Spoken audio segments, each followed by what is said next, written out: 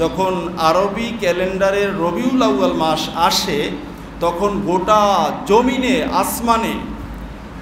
জমিনে আসমানে শুধুমাত্র পৃথিবীতে নয়, গোটা মাখলুকাতের মাঝে আনন্দের হিল্লল বয়ে যায়। বলুন সুবহানাল্লাহ। এ কারণে আমি আপনাদেরকে পিছনে শুনিয়েছিলাম যে এই রবিউল আউয়াল মাসের আরেকটি নাম আছে রবিউল আনোয়ার। বলুন না সুবহানাল্লাহ। রবিউল আনোয়ার মানে হলো অসংখ্য আলোর মাস। আকাশে যেরকম অসংখ্য তারকারাজি থাকে, প্রদীপগুলো জ্বলতে থাকে, এই রবিউল আউয়াল মাস হলো অসংখ্য আলোর মাস। তার মানে হলো রবিউল আউয়াল মাস যখন আসে গোটা পৃথিবীব্যাপী আনাচে কানাচে বিভিন্ন জায়গায় আল্লাহর রাসূলকে নিয়ে আলোচনা করা হয়। আর এই আলোচনার কারণে মোমেন বান্দাদের কলিজার মাঝে আল্লাহ প্রদত্ত হেদায়েতের নূর পৌঁছে যায়। বলুন সুবহানাল্লাহ। এই এত বেশি আলোচনা রবিউল আউয়াল মাস ছাড়া অন্য কোনো সময় করা হয় না। এই কারণে মুহাদ্দিসিন কিরামগণ এই মাসের নামটাই দিয়েছেন রবিউল আনোয়ার। বলুন না সুবহানাল্লাহ। বন্ধুরা আমার প্রায় ৩-২.৫ মাস আগ থেকে আমার খেয়াল ছিল যে রবিউল আউয়াল মাস আসলে এবছর একটু ব্যতিক্রমধর্মী আলোচনা আমি করব। সেটি ছিল পারিবারিক সুন্নাত, পার্সোনাল সুন্নাত, এর উপরে আলোচনা করতে চেয়েছিলাম, কিন্তু সঙ্গত কারণে আমি আমার ওই বিষয়টা আজকের নিয়ে আসি নাই। তার কারণ হলো আমাকে বেশ অনেক জায়গা থেকে গত প্রায় 10-12-15 দিন পর্যন্ত বিভিন্ন জায়গা থেকে বলা হয়েছে যে সফর মাসের প্রথম দশক অতিক্রম করার পরেই কিছু কিছু মহল থেকে নাকি রবিউল আউয়াল মাস নিয়ে অনেক তিরস্কারমূলক কথা, অনেক এহানতমূলক কথা বলা বলি শুরু করছে। যে দেখবেন এই যে রবিউল আউয়াল মাস আসতেছে, একদল মানুষ ঈদে মিলাদুন্নবী কায়েম করবে, একদল মানুষ মিলাদুন্নবী কায়েম করবে, এগুলো হলো সব বিদআত।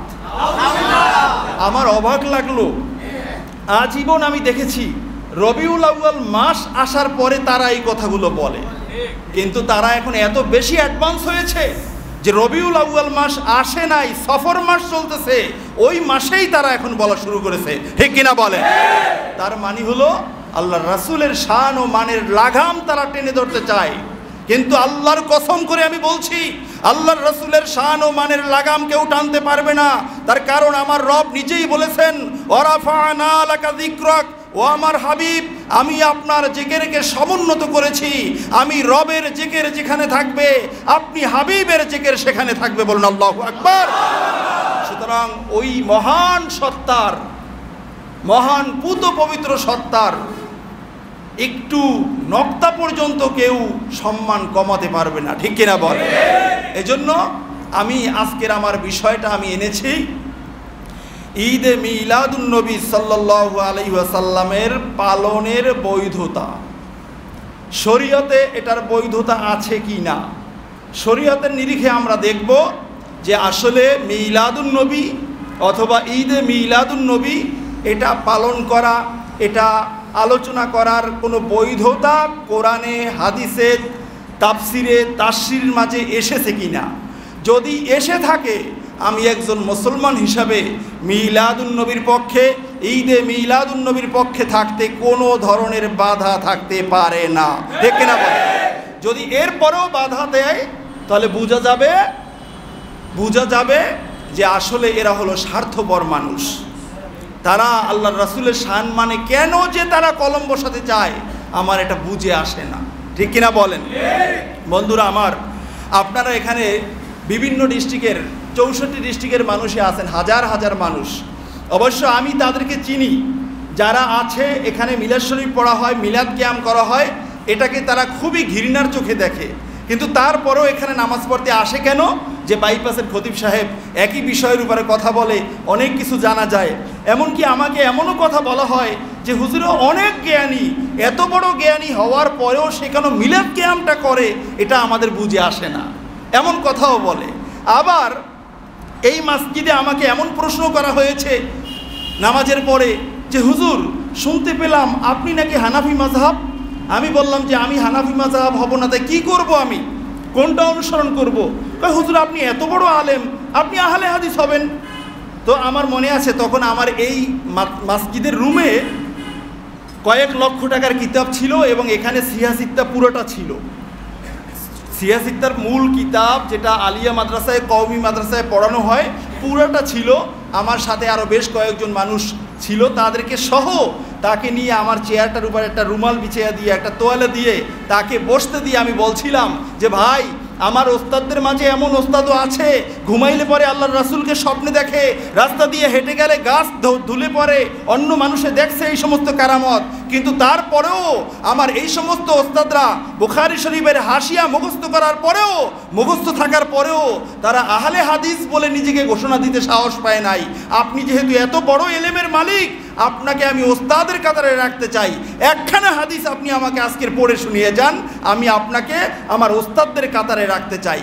কিন্তু উনি একখানা হাদিস তেলাওয়াত তো দূরের কথা, উনি চেয়ারেই বসতে সাহস পায় নাই, বুখারী শরীফের একটা শব্দ উনি উচ্চারণ করতে পারে নাই। তার মানে হলো এই সমাজের সরল মানা মানুষগুলোকে তারা বুঝিয়ে বুঝিয়ে ধোঁকাবাজি করে ইসলাম থেকে দূরে সরায়, ঠিক কিনা বলে? এজন্য বন্ধুরা আমার, শেষ জামানা, এসেছি যেহেতু মরতেই হবে, এসেছি যেহেতু মরতেই হবে, ঠিক কিনা বলেন? মরবো তো মরবো, সত্যের উপরে মরবো, মরবো হাসপাতালে বিছানায় নয়, নিজের বাড়িতে নয়, রাজপথে দিন ইসলামের কথা বলতে গিয়ে যদি জীবন যায় তাহলেই হবে আমার সত্যিকার অর্থে সার্থক এবং কামিয়াব। আমরা এমন শাহাদাতের জীবন চাই, ঠিক কিনা বলেন? বন্ধুরা আমার, এজন্য কথা সত্য বলতেই হবে, ঠিক কিনা বলেন? আমি বন্ধুরা আমার আপনাদেরকে বিনীতভাবে অনুরোধ করব, মাযহাব মানতেও বলি না, ছাড়তেও বলি না, মিলাদুন্নবী মানতেও বলি না, ছাড়তেও বলি না, তবে আপনাকে বলি একটা কথা, আপনি পড়েন, আপনি পড়েন। হয় আলিয়া মাদ্রাসায় ভর্তি হন যেখানে কিতাব পড়ানো হয়, অথবা আপনি কওমি মাদ্রাসায় ভর্তি হন। পুরা ক্লাসিক্যাল কিতাবগুলো সব পড়ে আপনি শেষ করেন এবং আপনি ওই ওস্তাদের কাছে পড়বেন যেই ওস্তাদের সনদ আছে, যেই ওস্তাদের সনদ আল্লাহর রাসূল পর্যন্ত গিয়ে পৌঁছেছে, এমন ওস্তাদের কাছে আপনাকে পড়তে হবে, ঠিক কিনা বলে? কিন্তু আমরা সেটা না করে আজকের আমরা চটি চটি কিতাব পড়ে, সে আমাকে বুখারী শরীফের সবক দেয়, আমি বলছি বুখারী কি পড়ছেন? হ্যাঁ হুজুর, বুখারী পড়বো না, বুখারী আছে আমার কাছে। কি কিতাব আছে? ইসলামী ফাউন্ডেশনের 16 নাম্বার খণ্ড আছে। ইসলামী ফাউন্ডেশনের 16 নাম্বার খণ্ড বগলে নিয়ে ঘোরে, আর উনি মুহাদ্দিস হয়ে গেছে। উনি ওনার দোকানে বসে, উনি ওনার চেম্বারে বসে ওখান থেকে একখানা হাদিস পড়ে, আর মুহাদ্দিসদের সাথে সে টক্কা লাগায়, সে মসজিদের ইমাম সাহেবের সাথে, খতিব সাহেবের সাথে, বক্তার সাথে সে ট্যাক লাগায় যে অমুকে কিছু বোঝে না। উনি সব বুঝে ফেলছে। এমন পাবলিক, এমন জ্ঞান পাপী আছে কিনা সমাজে? আরে মেয়া, বাপের লক্ষ লক্ষ টাকা খরচ করে 18 বছর পড়াশোনা করেছি। বাংলাদেশ মাদ্রাসা বোর্ড হলো একটা, এই বোর্ডের ভিতরে ফাজেলে কামেল স্থান করেছি, কিন্তু তারপরেও তো সাহস হয় না যে একটা কথা না পড়ে। এবং আপনারা দেখেন, একটা জুমায়ও আমি আলোচনা নোট না করে আমি আসি না। কখনো আসছি, কখনো মুখস্থ কথা বলি না। কেতাবের পৃষ্ঠা সহ বলি, কেতাবের হাদিস নাম্বার সহ বলি, অথবা কোন ইমাম কোন মুস্তাহিদ বলেছেন তার নাম সহ বলি। বন্ধুরা আমার, আল্লাহর কসম করে আমি বলছি, ইসলাম এই 1500 বছর পরে এসে, অথবা আজ থেকে 100-200 বছর আগে যারা বুঝছে, তার চেয়ে 1000 বছর আগে, 1500 বছর আগে তারা অবশ্যই বেশি বুঝতে পেরেছিলেন, ঠিক কিনা বলেন? ওনারা যে কিতাব লিখে গেছেন, ওই কিতাব আমরা একটা লাইনও সোজা করতে দাঁত ভাঙে যায়। আল্লামা কাজী নাসির উদ্দিন বাইজাবি রহমাল্লাহ তাআলা তাফসিরে বাইজাবি লেখছেন, এটা আলিয়া মাদ্রাসা থেকে অনেক দিন সিলেবাসের বাইরে ছিল, এখন আবার এবছরে আবার সিলেবাসে আনছে কামেলে। কিন্তু এই কামেলে সিলেবাসে আনার পরে অনেক মাদ্রাসার মুহাদ্দিসরা এই যুগের প্রায় 1 যুগ পর্যন্ত বাইজাবি শরীফ না পড়ানোর কারণে এখন বাইজাবি শরীফ ধরতে ভয় পায়। এ হলো একজন মুহাদ্দিসের অবস্থা। আর তুমি বেটা শুটকির ব্যাপারী, তুমি বেটা নৌকার মাঝি, ভ্যান চালক, তুমি একজন আলেমের সাথে টক্কা লাগাও, 2টা বুখারীর হাদিস পড়ে, বাংলা তরজমা পড়ে, এর চেয়ে জাহালিয়াত আর কিছু হতে পারে না। অসভ্য কোথাকার। আমি মনে করি 1500 বছর আগে যারা ছিলেন, সাহাবী, তাবিন, তাবে তাবিন, সালফে সালেহিন, তারা আমাদের চেয়ে ইসলাম বেশি বুঝছেন। তারা বর্তমান খানায় কাবার ইমামের চেয়েও বেশি বুঝছেন। বর্তমানে তাদের মতো আলেম এই দুনিয়ায় নাই।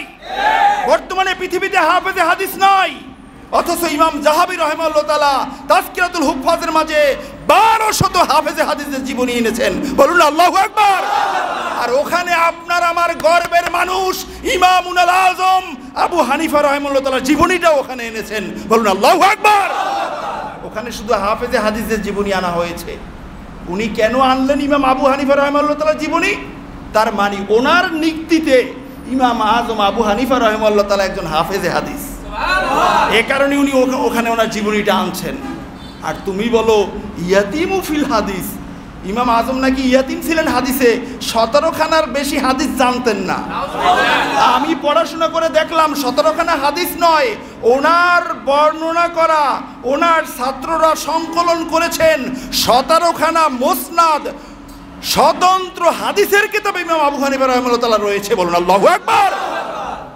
কার ব্যাপারে কথা বলেন? আদার ব্যাপারী জাহাজের খবর নিয়ে ঘোরে। বন্ধুরা আমার, সত্য কথা এটা তিক্ত লাগে, সত্য কথা তিক্ত লাগে। আর বর্তমান শুধু সোনার বাংলাদেশের সোনালী ইতিহাসের কথা নয়, গোটা পৃথিবীতেই সত্যকে বলা, সত্যকে শোনা, সত্যকে হজম করার মানুষ মুসলমানদের ভিতরে খুব কম পাওয়া যায়। সত্য সবার কাছে হজম হয় না, ঠিক কিনা বলেন? ইসলাম এত স্পষ্ট, আল্লাহ রসুল বলেছেন লাইলুহু কানাহারহু, এই ইসলামের রাতও যেরকম দিনও সেরকম, দিনও যেরকম রাতও সেরকম। কোনো গোজামিল, কোনো অস্পষ্টতা বলতে কিচ্ছু নাই, কিচ্ছু নাই। আপনি টয়লেটে কিভাবে বসবেন? ইহুদিরা হাসতো, তোমরা এমন এক নবী পাইলা যেই নবী তোমরা কেমনে পায়খানা পেশাব করবা সেটাও শিক্ষা দেয়। আল্লাহু আকবার। আবু দাউদ শরীফের মূল কিতাব খুলবেন, 2 নম্বর পৃষ্ঠার মাঝে হাদিস আছে। কিতাবুত তাহারাতের সর্বপ্রথম আবু দাউদ সুনান আবি দাউদের মাঝে এই হাদিস আসছে। তখন ওই সাহাবী বলছিলেন, হ্যাঁ আমাদের নবী আমাদের পিতার মতো। পিতা যেরকম ছেলেকে সন্তানকে ধরে ধরে হাতে কলমে শিক্ষা দেয়, আমাদের নবী শুধুমাত্র পায়খানা পেশাব করার কথা নয়, বসার পরে কোন পায়ে ভর দিয়ে বসতে হবে, ঢিলা কুলুক কিভাবে ব্যবহার করতে হবে, চুল চেরা বিশ্লেষণ করে সবকিছু শিক্ষা দিয়েছেন। বলুন আল্লাহু আকবার। আমাদের নবী দয়ার নবী, রহমতের নবী, মায়ার নবী। এই নবীকে পৃথিবীতে না পাঠাইলে আপনার মতো আমার মতো মানুষ আজকে খুঁজে পাওয়া যাইতো না, সব অমানুষে পরিণত হয়ে যাইতো। সেই 1500 বছরের ডিফারেন্সে, 200 বছরের ডিফারেন্সে ঈসা আলাইহিসসালামের পরবর্তীতে সেই জাহিলিয়াতের জামানা হয়ে গেছিল। ওই জামানা থেকে আজ পর্যন্ত আসলে এই 500 বছরে যদি হয় জাহিলিয়াতের জামানা, তাহলে ওই 500 আর এখন হলো 1500, এই 2000 বছর পরে আমরা সব মানুষরূপী পশু থাকতাম, মানুষ খুঁজে পাওয়া যেত না, ঠিক কিনা বলেন? এত সুন্দর ইসলামের রূপরেখা জানার পরেও, শোনার পরেও মানে না। আর যদি ইসলাম নাই আসতো, আল্লাহর রসুল পৃথিবীতে নাই আসতেন, মানুষ খুঁজে পাওয়া যেত না, ঠিক কিনা বলেন? আমার ভূমিকাটা একটু কঠিন হয়ে গেছে। কঠিন এ কারণেই বললাম, কারণ চুম্বক দেখছেন, চুম্বক যখন লোহার সাথে লাগানো হয়, চুম্বকের পাওয়ার অনুযায়ী এটাকে টেনে ধরে। ওটাকে যদি আপনি আবার ওখান থেকে ছাড়াইতে চান, তাহলে ওই অনুযায়ী আপনাকে শক্তি প্রয়োগ করতে হবে। আমি একবার সদরঘাটে দেখলাম, একটা চুম্বক দিয়ে এক নৌকাওয়ালা ওই বুড়িগঙ্গা নদীর নিচ থেকে কি যেন উঠায়। হঠাৎ করে দেখলাম একটা আস্ত মোটর, পানির মোটর আছে না, এই মোটরটার চুম্বকের সাথে উঠে আসছে। তো একটা মোটরে কত কেজি ওজন? তাকে জিজ্ঞাসা করলাম যে ভাই এত বড় ওজন, এইটা এত পানির নিচ থেকে চলে আসলো? পরে বলে, হুজুর এই চুম্বকটা এত বেশি পাওয়ারফুল, এটা উপরে মেরে আমি এটার সাথে ঝুলতে পারবো, তারপরও এই চুম্বক ছাড়বে না। বলুন আল্লাহু আকবার। তাহলে এই মানুষের কওট, এটা এক এক জায়গায় গিয়ে লেগে পড়ে, এক একজন হুজুরের পিছনে, এক একজন বক্তার পিছনে, এক একজন আলেমের পিছনে গিয়ে লেগে পড়ে। কারণ আম পাবলিক এই বিচার করার সুযোগ তার কাছে নাই, তার কারণ তার কাছে তো চালান নাই, এলেম নাই। আম পাবলিক দেখে হুজুরের চেহারা কত সুন্দর, হুজুরের পাগড়ি কত বড়, হুজুরের পেটটা কত বড়, হুজুরের ফলোয়ার কত বেশি, হুজুরের বেতন পায় কত, হুজুরের গাড়ি আছে কয়টা, হুজুরের মাহফিল করে কয়টা। যার এগুলো বেশি তার গ্রহণযোগ্যতাই পাবলিকের কাছে বেশি, ঠিক না বলেন? এগুলো গ্রহণযোগ্যতার মাপকাঠি নয়। আল্লাহ কোরআনের আয়াতে বলছেন, এগুলো কোরআনের আয়াতে আছে। এখন বর্তমান সমাজে মানুষের একটা টেন্ডেন্সি কাজ করে যে আমাকে আল্লাহ দেয় নাই, আমাকে আল্লাহ পছন্দ করেন না, ওনাকে আল্লাহ দিয়েছেন, ওনাকে আল্লাহ অনেক পছন্দ করেন, ওনাকে আল্লাহ দিয়েছেন, ওনাকে আল্লাহ অনেক পছন্দ করেন। এই ধারণাটা ভুল। ইনশাআল্লাহ আল্লাহ তাআলা সুযোগ দিলে এই বিষয়ের উপরে একটা আলোচনা করব যে আপনি পেয়েছেন, আপনি খুশিতে একেবারে মিষ্টি হাসি মারেন, আপনার উপরে আল্লাহ খুশি না। না পাওয়ার কারণে আর পাওয়ার কারণে আল্লাহর খুশি এটা নির্ণয় করা যায় না, ঠিক কিনা বলেন? পাইয়েই যদি খুশি হইতো, সবচেয়ে খুশি হইতো লাদেনের পুতিন, সবচেয়ে খুশি হইতো ডোনাল্ড ট্রাম্প, তাদের কথায় বিশ্ব চলে, ঠিক কিনা বলেন? কিন্তু তারা না, তাদেরকে এটা পাওয়ার কারণে তারা আল্লাহর সন্তুষ্টি আছে এটা বলা যাবে না। আল্লাহ দিয়েও পরীক্ষা করেন, না দিয়েও পরীক্ষা করেন, ঠিক কিনা বলেন? বন্ধুরা আমার, আসুন আমরা মূল কথায় চলে যাই। মিলাদুন নবী সাল্লাল্লাহু আলাইহি ওয়াসাল্লাম এটা বৈধতা শরীয়তে আছে কি না? সূরা ইউনুস 58 নম্বর আয়াত আল্লাহ সুবহানাহু ওয়া তাআলা বলেছেন, কুল বিফাদলিল্লাহি ওয়া বিরহমাতিহি ফাবিযালিকা ফালইফরাহু হুয়া খায়রুম মিম্মা ইয়াজমাউন। আল্লাহ তাআলা তার পেয়ারা হাবিব সাল্লাল্লাহু আলাইহি ওয়াসাল্লামকে ডাক দিয়ে বললেন, হাবিব কুল, আপনি বলে দিন, বিফাদলিল্লাহ, আল্লাহ তাআলার অনুগ্রহ, অবি রহমাতিহি, এবং আল্লাহ তাআলার রহমত যারা পেয়েছেন, অনুগ্রহ যারা পেয়েছেন, ফাবিযালিকা ফালইফরাহু, তারা যেন আল্লাহর এই অনুগ্রহ এবং রহমত পাওয়ার কারণে তারা যেন খুশি হয়ে যায়। আরো জোরে চিৎকার মেরে বলুন আল্লাহু আকবার।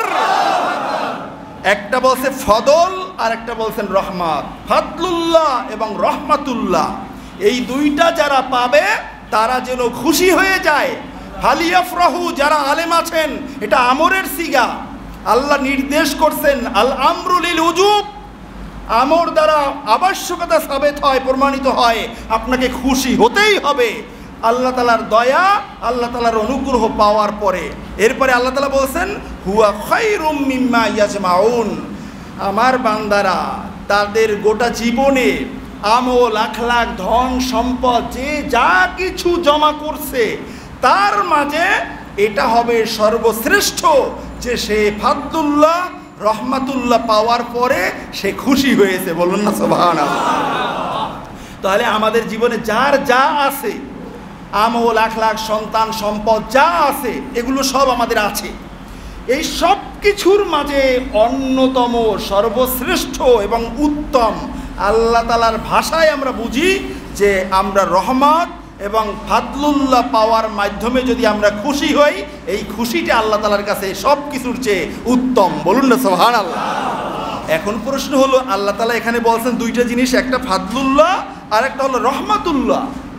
একটা হলো ফাদলুল্লাহ আর একটা কি রহমাতুল্লাহ। এখন এই ফাদলুল্লাহর অর্থ আর রহমাতুল্লাহর অর্থ আমার মতো বল্টু খতিব সাহেব বললে হবে না, এটা দেখতে হবে যুগ শ্রেষ্ঠ বড় বড় মুফাসসিরিন কিরামগণ এই ফাদলুল্লাহর ব্যাখ্যায় কি বলেছেন, রহমাতুল্লাহর ব্যাখ্যায় কি বলেছেন, ঠিক কিনা বলেন? আমরা কি ওই সমস্ত মুফাসসিরদের কথা শুনবো, নাকি আমি আজকের যেটা বলবো আমার কথা আপনারা শুনবেন? বড় বড় মুফাসসিরদের কথা শুনবো, ঠিক কিনা বলেন? আল্লামা জালালউদ্দিন সুয়ুতী রাহিমাহুল্লাহ তাআলা, যিনি হাফেজে হাদিস ছিলেন, 900 শতাব্দীর মুজাদ্দিদ ছিলেন, এবং উনি এমন মানুষ, উনি বলেছেন, আমি জাগ্রত অবস্থায় আমার নবীজিকে 70 বারের বেশি দেখেছি। বলুন আল্লাহু আকবার। তাহলে আপনারাও তো দেখেন, আপনারা দেখেন না? আপনারা দেখেন না? আল্লাহ রাসূলকে দেখার জন্য নিজের ভিতরে এবং বাহিরে পুত পবিত্র হতে হবে, এরপরেই আল্লাহ রাসূলের সাক্ষাৎ, ঠিক কিনা বলেন? তবে এই যুগের মানুষেরাও পায়, আমি চিনি, অনেক মানুষ চিনি এরকম, ঘুমাইলে পরে আল্লাহ রাসূলের স্বপ্নে দেখে, আল্লাহ রসুলের পক্ষ থেকে নির্দেশ পেয়েছে। আমি অনেক আগে সম্ভবত এখানে বলছিলাম, আমার নানা আল্লাহ রসুল স্বপ্নে তাকে নির্দেশ দিয়েছে যে আব্দুল লতিফ তুমি এটা করো। তাহলে আল্লাহ রসুল উম্মতের সব খোঁজ খবর রাখে কি রাখে না? রাখে। মানেন আর না মানেন এটা আপনার ব্যাপার। এখন দেখেন আল্লামা জালালউদ্দিন সুয়ুতী রাহিমাহুল্লাহ তাআলা ওনার তাফসির, যুগ শ্রেষ্ঠ তাফসির, তাফসিরে দুররে মানসুর, এই তাফসির আমার বাসায় আছে, মূল কিতাবটাই। এখানে উনি আব্দুল্লাহ ইবনে আব্বাস রাদিয়াল্লাহু তাআলা আনহুমা রাইসুল মুফাসসিরিন, যিনি কোরআনুল কারীমের তাফসির কারকের নেতা, ইমাম, উনি বলেছেন যে এই আলোচ্য আয়াতে কারিমার মাঝে ফাদলুল্লাহি আইহিয়াল ইলম, ফাদলুল্লাহ দ্বারা উদ্দেশ্য হলো ইসলামী জ্ঞান। বলুন না সুবহানাল্লাহ। ইলমে ওহী, কোরআনের জ্ঞান, হাদিসের জ্ঞান, এটা দ্বারা বোঝানো হয়েছে ফাদলুল্লাহ। আর এরপরে বাকি থাকে অরহমাতুহু হুয়া মুহাম্মাদুন সাল্লাল্লাহু আলাইহি ওয়াসাল্লাম। আর এই আলোচ্য আয়াতে দ্বিতীয়টা রহমাতুহু, এটার দ্বারা উদ্দেশ্য হলো রহমাতুল লিল আলামিন রাসূলুল্লাহ সাল্লাল্লাহু আলাইহি ওয়াসাল্লাম। বলুন আল্লাহু আকবার। এখন এই মুফাসসির যে তাফসিরটা করছেন, এটা যদি আমার ভালো না লাগে আমি এখানে এনে আরেকটা বসাইলাম, বসাইতে পারেন, কিন্তু আপনি মুসলমান হলে আগের যুগের সেই মুফাসসিরদের তাফসির আপনাকে মানতে হবে। আপনি কোরআনের কি বুঝবেন? কোরআনের কি বুঝবেন আপনি? কোরআনের তাফসির করার জন্য তাফসিরের মূলনীতি আল্লামা জালালউদ্দিন সুয়ুতী রাহিমাহুল্লাহ তাআলা লিখছেন আল ইতকান ফি উলুমিল কোরআন। এত বড় কিতাবটা, প্রায় 800 পৃষ্ঠা, মূল কিতাবটা আমার বাসায় আছে, মিশর থেকে আমি সংগ্রহ করিয়েছি। এই কিতাবের মাঝে শুধুমাত্র তাফসির করার মূলনীতি আলোচনা করা হয়েছে। আপনি কই আছেন? কোথায় জ্ঞান আর কোথায় আপনি? শুনছিলাম একজনে নাকি হজে যাইব, এখন চিটাগাং গিয়া বলতেছে যে ভাই মক্কা আর কত দূর। চিটাগাং গিয়ে সে মক্কা খোঁজে। আর আগের যুগে যাইতো ওই ইন্ডিয়া হইয়া বোম্বাইতে গিয়া, ওখানে গিয়ে বলে যে চল আর যাওয়ার দরকার নাই। এ কারণে ওই যে কথা আছে যে বোম্বাইয়া হাজি বলে, শুনছেন না আপনারা? তাহলে এই মানুষগুলোকে বাদ দিয়ে আমি নিজেকে মুস্তাহিদ মনে করি, আমি নিজেকে খতিব সাহেব মনে করি, মুফাসসির মনে করি, সব কিছু মনে করে ইসলামের 12:30 বাজিয়েছে, ঠিক কিনা বলে? এখন আল্লামা জালালউদ্দিন সুয়ুতী রাহিমাহুল্লাহ তাআলা উনি তো বড় উঁচু মাপের আলেম, উনি ওনার জীবদ্দশায় ইসলামের উপরে 600 মতো কিতাব লিখছেন। আরো জোরে বলুন না সুবহানাল্লাহ। এই কারণে অনেকে বলে থাকেন আল্লামা জালালউদ্দিন সুয়ুতী রাহিমাহুল্লাহ তাআলা এবং আমাদের আরেকজন, আমাদের মাথার তাজ হুজ্জাতুল ইসলাম হযরত ইমাম গাযালী রাহিমাহুল্লাহ তাআলা, এই দুইজন ব্যক্তি যদি থাকতেন আল্লাহর রাসূলের ইসলাম এই দুনিয়ায় থাকতো। বলুন না আল্লাহু আকবার। এই দুইজনে এত বেশি লেখছেন।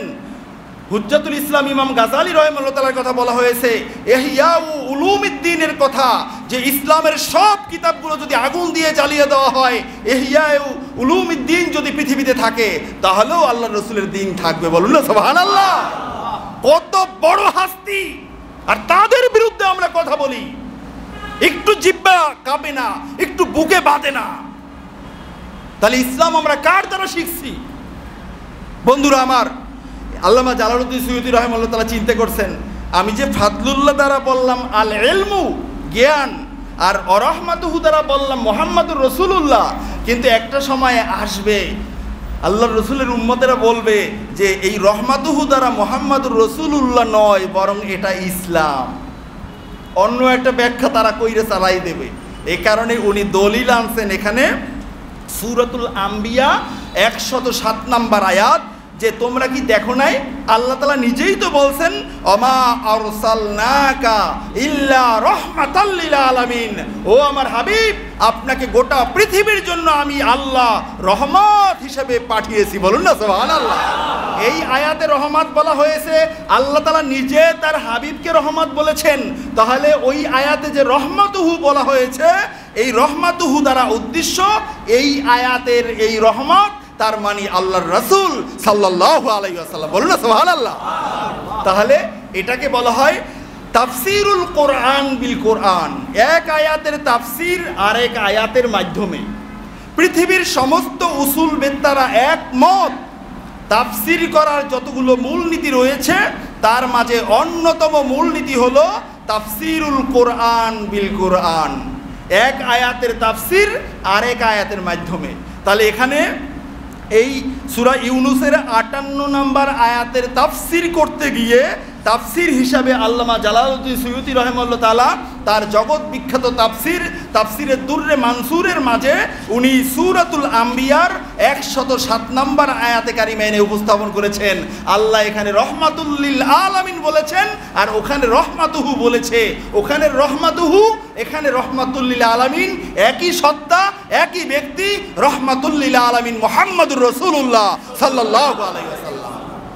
এখন বলুন, এখানে আমার অনেকগুলো 7-8টা তাফসিরের উদ্ধৃতি দিয়ে আনছি এবং এছাড়াও অসংখ্য তাফসিরের মাঝে এই তাফসিরটাই করা হয়েছে। আমি নিজে দেখছি, আমি নিজের চোখে দেখছি। অসংখ্য তাফসিরের ভিতরে রহমাতুহু দ্বারা মুহাম্মদুর রাসূলুল্লাহকে বোঝানো হয়েছে। আচ্ছা, আমরা সময় যেহেতু শর্ট, আমরা এখন এতটুকুন আলোচনার খোলাসার মাঝে, সারমর্মর মাঝে আমরা চলে আসি। আচ্ছা বলুন, আল্লাহ তাআলা বলছেন দুইটা জিনিস, একটা হলো ফাদলুল্লাহ আর একটা হলো রহমাতুল্লাহ। যারা ফাদলুল্লাহ পাবে, আমরা মুসলমান, আমাদের ভিতরে ইসলামী জ্ঞান আছে কি নাই? আমরা কোরআনুল কারীমের কিছুটা হলেও তো পড়তে পারি। যে কোনোদিন মক্তবে পড়েন নাই, সূরা ফাতিহাটা হলেও তো পড়তে পারেন। তাহলে এটা ইসলামী জ্ঞান না? এই ইসলামী জ্ঞানটা আপনার ভিতরে আছে। আর আপনার জন্য এই তাফসির অনুযায়ী, কোরআনের ওই আয়াত অনুযায়ী আল্লাহর রাসূল আপনার জন্য রহমাতুল লিল আলামিন হিসাবে পৃথিবীতে আসছেন। আমরা এখানে এই দুইটা জিনিস পেয়েছি, দুইটা জিনিস আমরা পেয়েছি। এই মতে কি আপনারা সবাই একমত? দেখি দুইটার একটা পাইছেন আর একটা পান নাই, কার হাত উঁচু করেন তো। তাহলে দুইটাই আমরা পাইলাম, আল্লাহর রাসূলকেও পাইলাম আর ইসলামী জ্ঞানও পাইলাম, এলমে ওহীও পাইলাম, ঠিক কিনা বলেন? তাহলে এই দুইটা যারা পাবে, আল্লাহর নির্দেশ ফালিয়াফরাহু, তারা যেন খুশি হয়ে যায়, তারা যেন খুশি, ঈদ পালন করে, তারা যেন এই আলোচনাগুলো বারবার বারবার তাদের জীবনে নিয়ে আসে।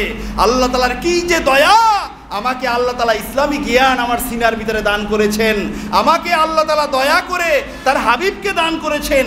বারবার যাতে এই বিষয়গুলো আলোচনায় নিয়ে আসে এবং খুশির সাথে বারবার আলহামদুলিল্লাহ আলহামদুলিল্লাহ বলতে থাকে।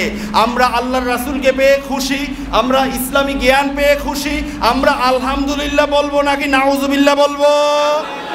তাহলে যদি এই যে আলহামদুলিল্লাহ বললেন, আল্লাহর কসম এখনই আপনি এই কারণে ঈদে মিলাদুন নবী পালন করেছেন, এখনই আপনি ঈদে মিলাদুন নবীর পক্ষে চলে গেছেন। বিশ্বাস হয়? সবার বিশ্বাস হয়? এখন কোনো মানুষ যদি বলে ঈদে মিলাদুন নবী মানি না, তাহলে এটা জাতে পাগল, তাহলে ঠিক ঠিক কিনা বলেন? অগ্রাধাটি কিছু আছে? আমি আপনাকে মানি না, আপনাকে কোটি কোটি মানুষ মানতে পারে, আমি আপনাকে মানি না, আপনি কেন আরেকটা বলবেন? আমি মানি, তাফসির খোলেন, তাফসিরের ভিতরে আমি দেখবো কি বলছে এখানে, ঠিক কিনা বলেন? তা তাফসিরের কথা যদি আমি মানি, আপনার সমস্যা কি? ঠিক কিনা বলেন? তাহলে এই যে খুশিটা হলাম, এই খুশিটাই হলো ঈদ। এই খুশিটাই কি ঈদ। আর ঈদ কেন হলাম, খুশি কেন হলাম? যেহেতু রহমাতুল লিল আলামিন ১৫০০ বছর আগে পৃথিবীতে আপনার জন্য, আমার জন্য, গোটা মাখলুকাতের জন্য রহমত হিসাবে এসেছিলেন, এই কারণে আমি খুশি, ঠিক কিনা বলেন? এই খুশিটাই ঈদ, বলুন না সুবহানাল্লাহ। এই খুশিটার নাম কি? ঈদ। এরপরে দেখেন, এই আয়াতে কারিমার মাধ্যমে আমরা আরেকটা জিনিস বুঝতে পারি। বুখারী শরীফে এসেছে, আল্লাহ তাআলার কুরআনুল কারীম সূরা ইব্রাহিম আয়াত নাম্বার 28। এই আয়াতের মাঝে বুখারী শরীফের কিতাবুত তাফাসির আছে একটা। এই বুখারীর মাঝে ইমাম বুখারী রাহিমাহুল্লাহ তাআলা এই আয়াতের তাফসির করছেন যে বাদদালু নি'মাতাল্লাহি কুফরা, ওই কাফেররা হলো এত নিকৃষ্ট, তারা আল্লাহর নিয়ামতকে কুফরির দ্বারা পরিবর্তন করেছে। মানে আল্লাহর নিয়ামত পেয়েছে, শুকরিয়া আদায় করে নাই। ওই যে আমরা মুখস্থ আয়াত আমরা সবসময় বলি, অশকুরুলি ওয়ালা তাকফুরুন, ও আমার বান্দা আমি যে নিয়ামত দিয়েছি শুকরিয়া আদায় করো, কখনো অকৃতজ্ঞ হও না, কখনো কুফরি করো না। কুফর মানে হলো অস্বীকার করা, কুফর মানে হলো অকৃতজ্ঞ হওয়া, আমি মানি না, এটা হলো কুফর। আল্লাহ বলছেন তোমাকে যে নিয়ামত আমি দিয়েছি তুমি শুকরিয়া আদায় করো আমি রবের, কখনো তুমি অকৃতজ্ঞ হইও না, কখনো অস্বীকার করো না, আল্লাহর নির্দেশ।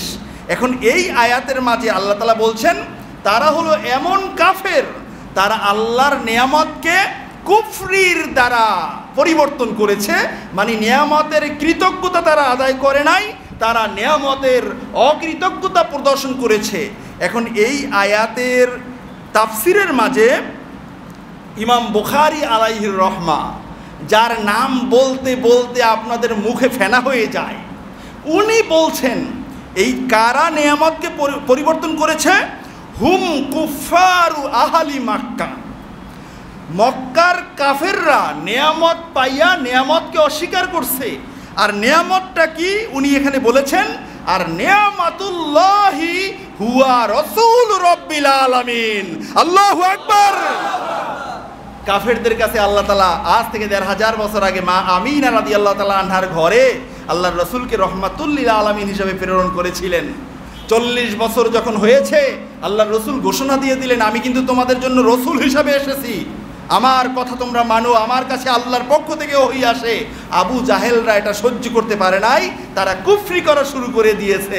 এই কারণে ইমাম বুখারী আলাইহির রহমা এই আয়াতের তাফসিরে বলেছেন বাদদালু নিয়ামাতাল্লাহি কুফরা, তারা আল্লাহর নিয়ামতের অকৃতজ্ঞতা করেছে।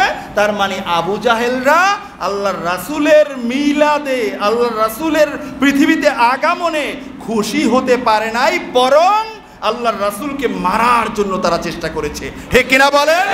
গত জুমার আগের জুমায় নাকি কোন জুমায় শুনিয়েছিলাম যে আল্লাহর রাসূলকে জাদু করেছে, গত জুমায় আল্লাহর রাসূলকে জাদু করেছে, আল্লাহর রাসূলকে বিষ পান পর্যন্ত করিয়েছে হত্যা করার জন্য। আল্লাহর রাসূলকে নিয়ে পাহাড়ের পাদদেশে দাওয়াত দিয়ে নিয়ে বসিয়ে রাখছে, তায়েফের ময়দানে নিজের চোখে সেই পাথর দেখে আসছি, উপর থেকে বিশাল পাথর অনেকজনে ধরে গড়িয়ে নিচে আল্লাহর রাসূলের উপরে ফেলে আল্লাহর রাসূলকে হত্যা করতে চেয়েছে। জিবরাইল আমিন এসে ছোট্ট একটা পাথর নিচে রেখে আজও পর্যন্ত টনে টনে ওজন সেই পাথর গোটা পৃথিবীর মানুষদের জন্য দৃষ্টান্ত উপস্থাপন করেছে যে দেখো আল্লাহর হাবিবকে কেউ কোনো ক্ষতি করতে পারবে না। তার মানে আল্লাহর হাবিবের দলে যারা থাকবে তাদেরকেও কিয়ামত পর্যন্ত কেউ মিটিয়ে দিতে পারবে না, ঠিক কি না বলেন? সুতরাং বন্ধুরা আমার, আমরা আল্লাহর রাসূলের পক্ষে, তার মানে আল্লাহর পক্ষে, আল্লাহর রাসূলের পক্ষে মানে সাহাবায়ে কেরামদের পক্ষে, তারা যে জন্য জীবন দিয়েছেন, প্রেক্ষাপট আসলে আমরাও সাহাবায়ে কেরামদের মতো জীবন দিতে রাজি আছি ইনশাআল্লাহ, ঠিক কিনা বলেন? সুতরাং আমরা দুর্বল নই, আমি একা নই, আমার পক্ষে আছেন সাহাবায়ে কেরাম, আমার পক্ষে আছেন তাবিঈন এজাম, আমি সত্যের উপরে থাকলে আমার পক্ষে আছেন রহমাতুল লিল আলামিন, আমি সত্যের উপরে থাকলে আমার পক্ষে আছেন সকল শক্তির উৎস মহান রব্বুল আলামিন, ঠিক কিনা বলেন? সুতরাং ভয় কিসের? আর আপনাদেরকে পিছনে ঘটনা শুনিয়েছি না, কূপের ভিতরেও আল্লাহ তাআলা গরম চা খাওয়াইছেন, কূপের ভিতরেও আল্লাহ তাআলা খাবার খাওয়াইছেন, আছে কি নাই? কত যে ঘটনা, চমকপ্রদ ঘটনা, এই সময় তো বসলে সময় চলে যায়, কখন কিভাবে আলোচনাটা করব। আর আপনাদের মিল ফ্যাক্টরি তো খোলা আছেই, খোলা আছে না? আজকের বন্ধ, আবার উপরে যারা আছে হেগো আবার খোলা। এই কারণে তো এই দেখবেন আমার এই 30 বাজলে আমার মুখটুক শুকাইয়া যায়, কার না আবার ক্ষতি করে দেই আমি। অথচ এখানে সকালের 8টার দিকে রওনা হয় এমন মুসল্লি এখানে আছে, এত কষ্ট করে এত দূর থেকে আসে, এই বেচারা একটু খোরাক নিতে আসে যে আমার ইমানটা একটু তাজা হবে, কিন্তু তাজা করব কখন? 12:30 তো বাইজেই যায়, ঠিক কিনা বলেন? দেখেন বন্ধুরা আমার, এখন তাহলে এই সমস্ত আয়াতে কারিমার মাধ্যমে আমরা স্পষ্টতই বুঝতে পারলাম কোরআনেও ঈদের কথা আছে, তাফসিরেও আল্লাহর রাসূলকে পাইয়া ঈদের কথা আছে। আপনারা কি বুঝতে পারছেন সবাই? কথাগুলো কি আরো আস্তে বললে, স্লো বললে আপনাদের বুঝতে সুবিধা হয়? যেভাবে বলি চলে কি না? নাকি রাগ প্রত্যেক জুমায় বেশি হয়ে যায়? রাগ আসে এমনিতেই, কারণ একজন আলেম হয়ে কিভাবে এই কথাগুলো বলে? এরা কি পড়াশোনা করে না? এরা কি পড়াশোনা করে না? দেখেন, এখন এই আয়াতে কারিমার মাধ্যমে আমরা বুঝতে পারলাম আল্লাহ রাসূলের মিলাদের কথা আছে এবং মিলাদে খুশি হওয়ার কথা স্বয়ং রাব্বুল আলামিন নিজে বলেছেন। সুবহানাল্লাহ বলেন। আমি আরেকটা চমকপ্রদ আয়াত, সূরা আল ইমরান 164 নম্বর আয়াত। আল্লাহ রাব্বুল আলামিন আমাদেরকে জীবনে অনেক নেয়ামত দিয়েছেন, কিন্তু আল্লাহ রাব্বুল আলামিন খোদ নিজে একটা নেয়ামতের কথা স্মরণ করিয়ে আমাদেরকে শুকরিয়া আদায় করার কথা বলেছেন, খুশি হওয়ার জন্য বলেছেন। বলুন না সুবহানাল্লাহ। সেটা কি? আল্লাহ তাআলা বলেছেন, লাকাদ মান্নাল্লাহু আলাল মুমিনিনা ইয বাআসা ফীহিম রাসূলা।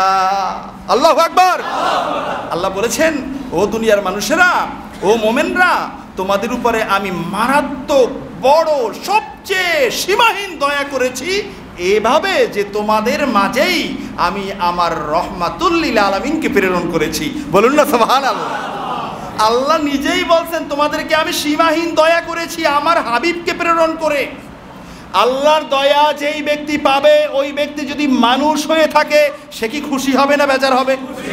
এই খুশির নামই হলো ঈদ। সুবহানাল্লাহ বলেন। একটা হলো আরবি, একটা হলো বাংলা। শুনছিলাম গুলিস্তানের রিক্সাওয়ালা বিশ্ববিদ্যালয় চেনে না, সে চেনে ইউনিভার্সিটি। একজনে গিয়ে বলছে যে ভাই বিশ্ববিদ্যালয় যাবা? পরে বলছে ভাই আমি চিনি না, আপনি যান, অন্য কারোর কাছে যান। তখন আরেকজনে আইসা আবার তাকে বলছে কলেজ টাইম, আবার একজন আইসা বলছে যে ভাই ইউনিভার্সিটিতে যাবা? বলে হ্যাঁ যাবো, ওঠেন ওঠেন। আগেরটা বোঝে নাই উনি বাঙালি। এটার কারণটা হলো কি জানেন? আমাদের বাংলা ভাষা দিবসটা আমরা পালন করি 21শে ফেব্রুয়ারি, এটার প্রভাবটা কি ওখানেও পড়ছে, ঠিক কিনা বলেন? এই কারণেই তো বলি, ওই যে যাতে মাতাল তালে ঠিক। এখন এই কথাগুলো আমরা বললে এগুলো খারাপ হয়ে যায়, এগুলো বলতে হবে তাদের, কারণ তারা বড় বড় চেয়ারে বসা, ওই চেয়ারে তো আমাদের যাওয়ার যোগ্যতা নেই।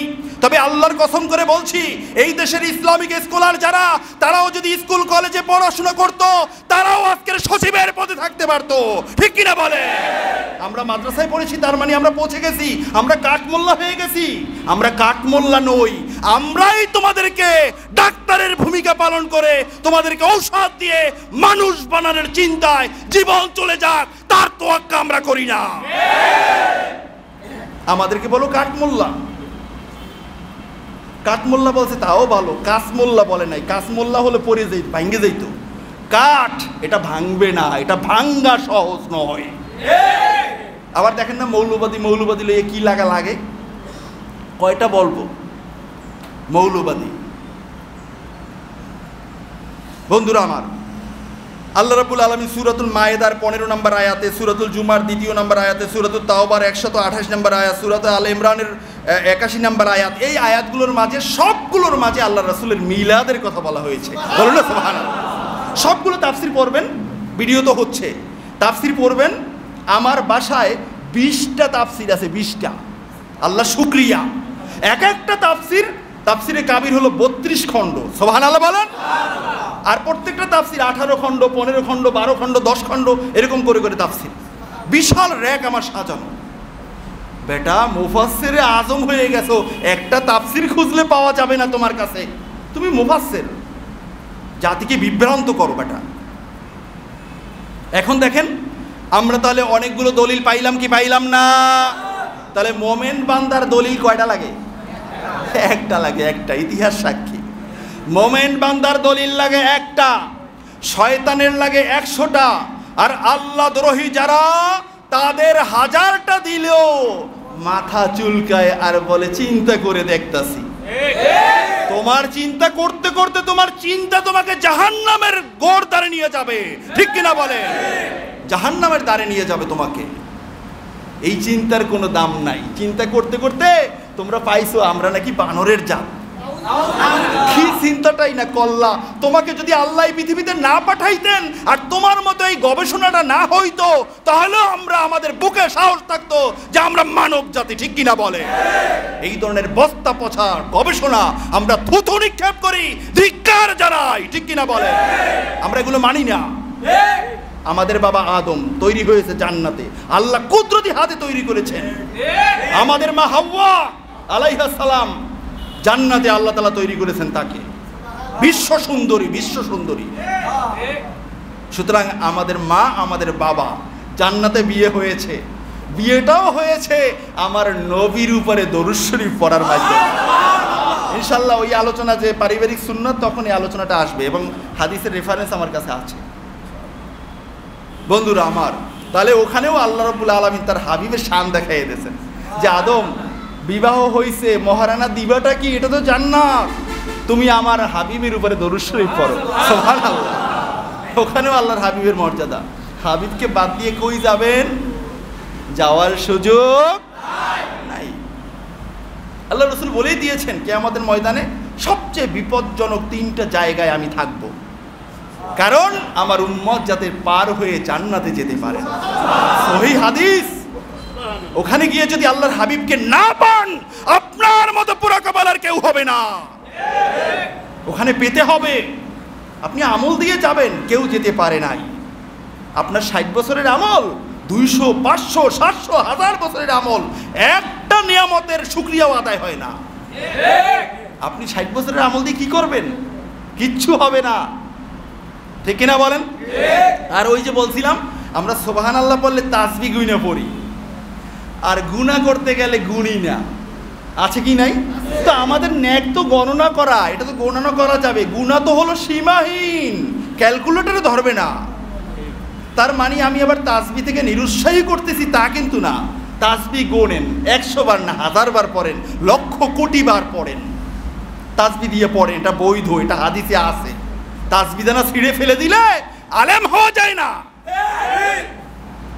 বন্ধুরা আমার, তাহলে আমাদের দলিল একটা দিলাম, হইবে ইনশাআল্লাহ? কথা বলেন না কেন? সময় শেষ।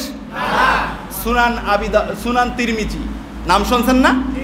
সুনান তিরমিজি, ইমাম তিরমিজি রহিমাহুল্লাহ তাআলা ওনার কিতাবের মাঝে একটা পরিচ্ছেদই এনেছেন, বাবু মা জাআ ফি মিলাদিন নবী সাল্লাল্লাহু আলাইহি ওয়াসাল্লাম।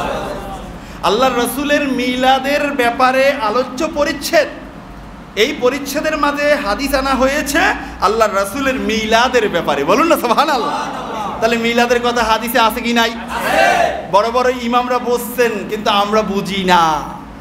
এখন দেখেন, এই পরিচ্ছেদের মাঝে সর্বপ্রথম যে হাদিসখানা এনেছেন, হাদিসখানা একটু কথা বললে বেশি বেড়ে যাবে, আমি একটু সংক্ষিপ্ত করে বলছি যে আল্লাহ রসুল বলছেন, আল্লাহ রসুলের সাহাবী হযরত আব্দুল্লাহ ইবনে কয়েস রাদিয়াল্লাহু তাআলা আনহু বলেন যে উলিদতু আনা ওয়া রাসূলুল্লাহ সাল্লাল্লাহু আলাইহি সাল্লাম আমাল ফিল, আমি এবং আল্লাহ রসুল মিলাদ হয়েছে আমাদের দুইজনার, জন্ম হয়েছে আমাদের দুইজনার আমাল ফিল, হাতি বছরে। ওই যে আব্রাহার বাহিনী হাতি নিয়ে আসছিল যেই বছরে, ওই বছরে আমার এবং নবীজির জন্ম হয়েছে। বলুন না সুবহানাল্লাহ। তাহলে জন্মের কথা সাহাবী বলছেন কি বলেন নাই? এরপরে দেখেন, হযরত উসমান ইবনে আফফান উনি একবার জিজ্ঞাসা করছেন কুবাসা ইবনে আশিয়াম রাদিয়াল্লাহু তাআলা আনহুকে যে ভাই কুবাসা আনতা আকবারু আম রাসূলুল্লাহ, কয় ভাই কুবাসা আমার জানতে ইচ্ছা হয় তুমি বড় নাকি আল্লাহর রাসূল বড়? সুবহানাল্লাহ বলেন। প্রশ্নটা কি, তুমি বড় নাকি আল্লাহর রাসূল বড়? এখন জবাব কি দিচ্ছেন দেখেন, বলতেছেন যে রাসূলুল্লাহ সাল্লাল্লাহু আলাইহি ওয়াসাল্লাম আকবালু মিন্নি ওয়া আনা আকদামু মিনহু ফিল মিলাদ। কয় ভাই তুমি যে প্রশ্নটা করলা, আল্লাহর কসম করে আমি বলছি আমার চেয়ে আল্লাহর রসুল সীমাহীন সীমাহীন সীমাহীন বড়, তবে পৃথিবীতে জন্মের ক্ষেত্রে আমি আল্লাহর রসুলের কয়েকদিন আগে আসছি। বোঝেন নাই কথাটা? চুপ রইলেন তাহলে? জোরে বলেন না সুবহানাল্লাহ। তাহলে জন্মের কথা বলা হয়েছে কি হয় নাই? বলছে আমার জন্মটা আল্লাহর রসুলের আগে হয়েছে, আমার পরে আল্লাহ রসুলের জন্ম হয়েছে, তবে আমি আল্লাহ রসুলের বড় নয়। আল্লাহর রসুল আকবারু মিন্নি, আকবার কাকে বলা হয়? আকবারু মিন কুল্লি শাই, সব কিছুর চেয়ে আল্লাহ রসুল বড়। বলুন না সুবহানাল্লাহ। আল্লাহ রসুলের সাথে কোনো মানবতার তুলনা হতে পারে না। আল্লাহ রসুল বড়, আমলে বড়, আখলাকে বড়, তাকওয়ায় বড়, সমাজে বড়, চলনে বলো, বলনে বলো, সব দিক থেকে বড়, ঠিক কিনা বলে? এই কারণেই তো আল্লাহর রাসূল জায়নামাজে দাঁড়িয়ে জান্নাতের ফল আনার জন্য হাত বাড়াইছেন, জান্নাতের ফল হাতে পেয়ে গেছেন। সহিহ হাদিস। আল্লাহর রাসূল মক্কা মুকাররমায় বাইতুল্লাহ শরীফের সামনে আসছেন, বাইতুল মাকদাস জিয়ারত করে মেরাজের রজনীতে। কাফেররা বলে, তুমি যদি বাইতুল মাকদাসে যেই থাকো, বলো তো বাইতুল মাকদাসে কয়টা খুঁটি, কয়টা জান্নাত? আল্লাহর রাসূলকে এগুলো গুনছেন গিয়া দেখেন ১৬ লক্ষ পয়গাম্বার সব সারিবদ্ধভাবে আছে। জিবরাইল আমিন বলেন, ইয়া রাসূলুল্লাহ, আপনাকে ইমামতি করতে হবে, তার কারণ আপনার একটা লকব ইমামুল মুরসালিন। আল্লাহু আকবার। ইমামুল আম্বিয়া, আপনাকে ইমামতি করতে হবে, সব নবীরা আপনার মুক্তাদি। বলুন না সুবহানাল্লাহ। নবীজি 2 রাকাত নামাজ পড়ার পরে ওখান থেকে নিয়ে গেছেন উপরে আকাশে। এখন এই খুঁটি আর জানালা গুনতে গেছেন নাকি? আল্লাহর রাসূল ওখানে দাঁড়িয়ে তাকাইছেন, বাইতুল মাকদাস মক্কা মুকাররমায় হাতিমে কাবায় বসে দাঁড়িয়ে দাঁড়িয়ে আল্লাহর রাসূল বাইতুল মাকদাসকে দেখতে পেয়েছেন। আল্লাহু আকবার। আল্লাহর রাসূলের চোখ। আল্লাহর রাসূল ইমামতি করেন, সামনে দাঁড়িয়ে কেরাত পড়েন। আল্লাহর রাসূল বলেন, ইন্নী আরাকুম রুকুআকুম ওয়া খুশুআকুম। ও আমার উম্মতেরা, তোমরা মনে করবে না আমি অন্য ইমামদের মতো ইমাম, সামনে দাঁড়াইয়া সামনের দিকে তাকিয়ে নামাজ পড়ি আর তোমাদের কিছু জানি না, বুঝি না, তা নয়। বরং আমি সামনের দিকে তাকিয়ে তাকিয়ে নামাজ পড়ি, আমি তোমাদের রুকু দেখি, তোমাদের মনের মাঝে আল্লাহর জন্য কতটুকু বিনয়ী ভাব নামাজের মাঝে, সেটাও আমি নবী দেখি। আরো জোরে বলেন সুবহানাল্লাহ। তাই আমি আপনার কোন সূরাতে আসছেন, কোন লেবাসে আসছেন, এটাই না দেখি, আপনার মনের ভিতরে কি আছে এটা কি দেখি? আল্লাহর রাসূল মনের ভিতরেরটাও খুশু এখন। সহিহ হাদিস। পারলে কারো বাপের বেটার ক্ষমতা থাকলে এই হাদিসকে কেটে দেখ, পারবে না, 1000 বার জন্ম হলেও পারবে না। বন্ধুরা আমার, রাসূলুল্লাহ সাল্লাল্লাহু আলাইহি ওয়াসাল্লামের ব্যাপারে এখানে অনেকগুলো হাদিস আমি নিয়ে আসছিলাম। এই যে সুনান আন নাসাই, সিয়াসিতের অন্যতম কিতাব, 5426 নম্বর হাদিস, আবি সাঈদ আল খুদরি রাদিয়াল্লাহু তাআলা আনহু থেকে বর্ণিত। তিনি বলেন, কোনো একদিন অনেকগুলো সাহাবী এক জায়গায় বসে আল্লাহর রাসূলের মিলাদের ব্যাপারে আলোচনা করতেছিলেন। এখানে ভাষ্যটা আসছে, অমান্না আলাইনা বিকা, ও আমাদের হাবিব, ও আমাদের রাসূল, আপনাকে পাঠাইয়া আল্লাহ তাআলা যে আমাদের উপরে দয়া করেছেন, আমরা এখানে বসে এই আলোচনাটাই করতেছিলাম। সাহাবী বলতেছেন, তখন এই সাহাবীর নিজের বাড়ির মানুষগুলো এবং পার্শ্ববর্তী মানুষগুলো উপস্থিত ছিলেন। বলুন না সুবহানাল্লাহ। তাহলে সাহাবীরা অনেক মানুষ একত্র করে আল্লাহর রাসূলের মিলাদের ব্যাপারে আলোচনা করছেন, এটা প্রমাণ সুনান নাসাই 5426 নম্বর হাদিস, ঠিক কিনা বলেন? আমি এই হাদিস নাম্বার মূল কিতাবেরটা বলছি, মূল কিতাব।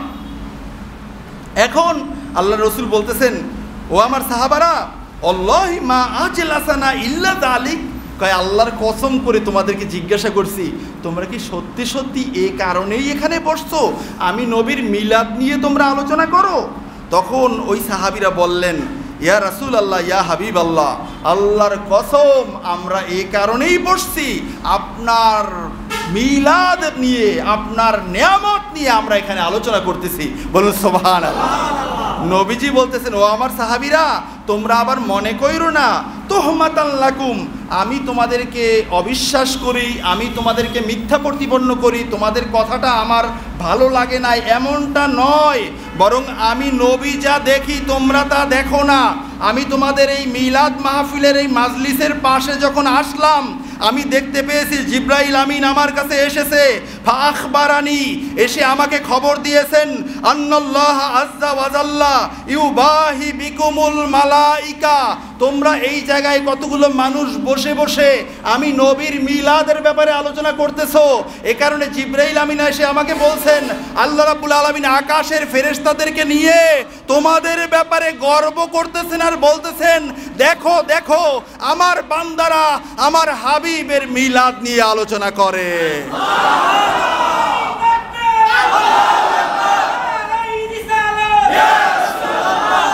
মিলাদ আছে কি নাই? মিলাদ আছে, মিলাদ আছে কি নাই? অস্বীকার করেন, হুজুর বুখারীতে নাই, মানি না। বুখারীতেও মিলাদ আছে, সময় নাই, এখানে আছে। এখন দেখেন, আল্লাহ রসুল সাল্লাল্লাহু আলাইহি ওয়াসাল্লাম নিজের মিলাদ নিজে করেছেন, সমবেত হয়ে সাহাবায়ে কেরামগণ করেছেন। এখানে হাদিস আছে, সময় তো শেষ, আমি এ কারণে শুধুমাত্র আপনাদেরকে হেডিং বলতেছি। নিজের মিলাদ নিজে করছেন, এ ব্যাপারে হাদিস এসেছে তাবারানী শরীফের ভিতরে মোজামুল কাবিরের মাঝে হাদিস এসেছে। আম্মাজান আয়েশা সিদ্দিকা রাদিয়াল্লাহু তাআলা আনহা বলেন, তাযাকারা রাসূলুল্লাহ সাল্লাল্লাহু আলাইহি ওয়াসাল্লাম ও আবু বকর রাদিয়াল্লাহু তাআলা আনহু মিলাদাহুমা ইনদি। আমি আয়েশার কাছে আমার বাবা আবু বকর এবং আমার স্বামী রাসূলুল্লাহ সাল্লাল্লাহু আলাইহি ওয়াসাল্লাম দুইজনের মিলাদ আমাকে বর্ণনা করে শুনিয়েছেন। আবু বকর রাদিয়াল্লাহু তাআলা আনহুর মিলাদ, আল্লাহর রাসূলেরও মিলাদ, দুইজনের মিলাদ আম্মাজানের কাছে বর্ণনা করেছেন। তাহলে মিলাদ আছে কি নাই? আল্লাহর রাসূল নিজেই মিলাদের বর্ণনা করছেন, ঠিক কিনা বলেন?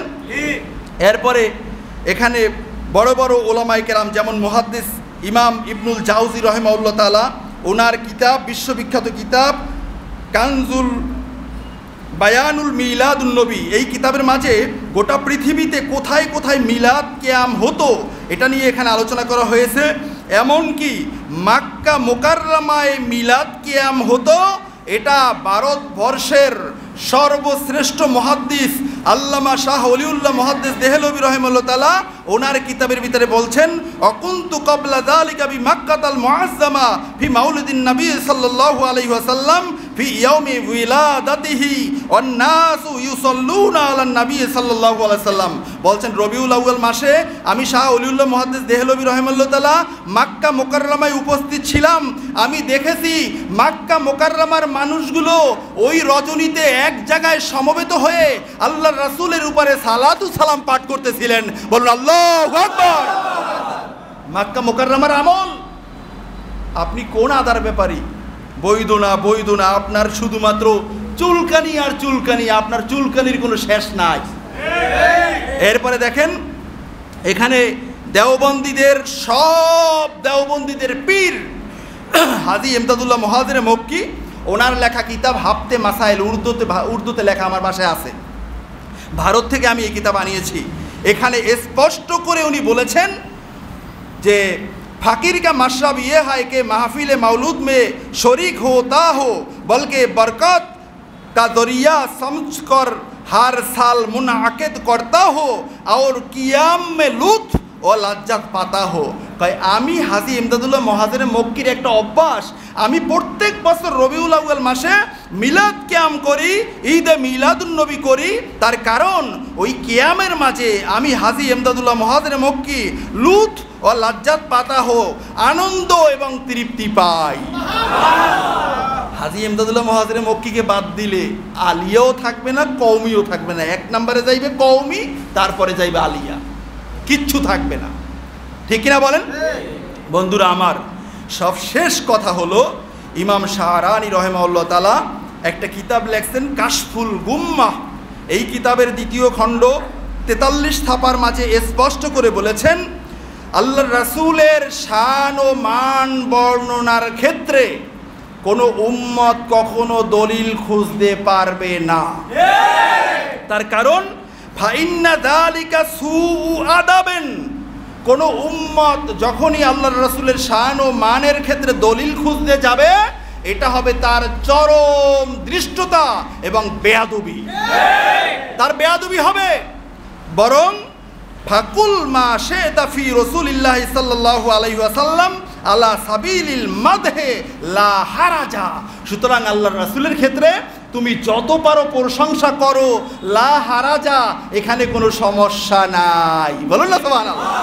এই কারণে আল্লামা মোল্লা জামি রাহিমাহুল্লাহ তাআলা, যিনি শরহে জামি লেখছেন, কওমি মাদ্রাসায় শরহে জামি একটা কেলাসি আছে, একটা জামাত আছে, এটা বেশ খানিকটা উপরের জামাত।